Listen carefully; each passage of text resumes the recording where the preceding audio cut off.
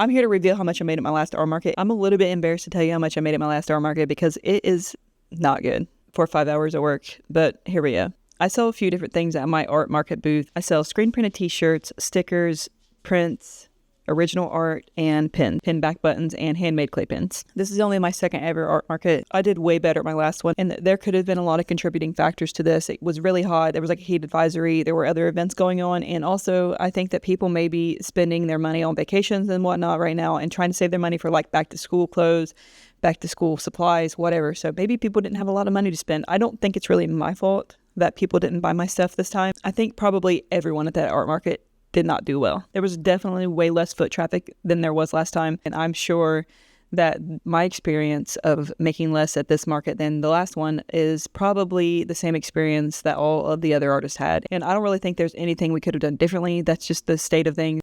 And I don't really feel bad that I made less than last time. Would I have liked to made more? Yeah, of course. Who doesn't want more money?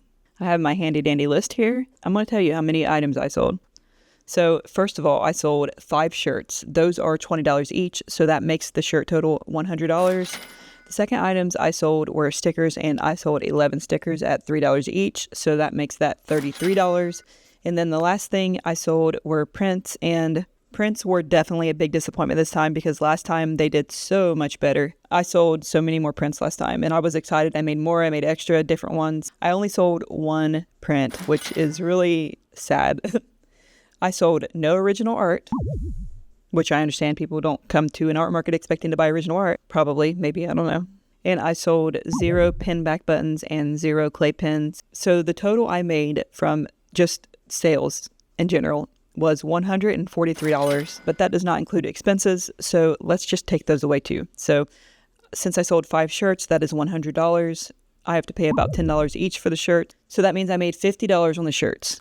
Stickers, I made $33 minus $11 because I think that they're about $1 to make. So that means I made about $22 on the stickers. And then the prints, I sold 1. So that's $10 minus $2 for the cost of the print. So that means I made $8 on prints. The grand total of everything that I sold minus the cost of the material was $80. But I do have some more expenses that I incurred to go to this market.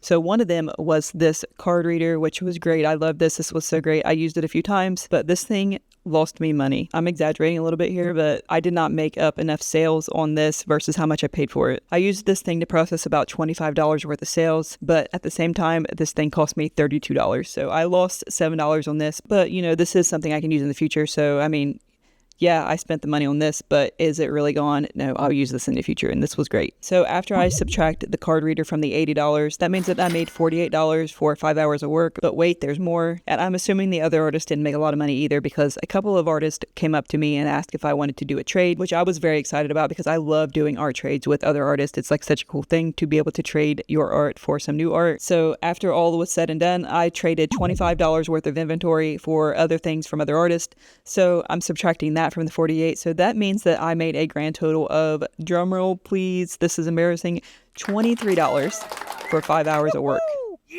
This doesn't even include the time it takes to create the artwork from scratch, digitize it, prepare it for printing for whatever process you're doing. I manufacture the stickers myself, so that is additional time added for printing, laminating, cutting, packaging, or things like going to the local print shop to pick up my prints. That's another added time suck.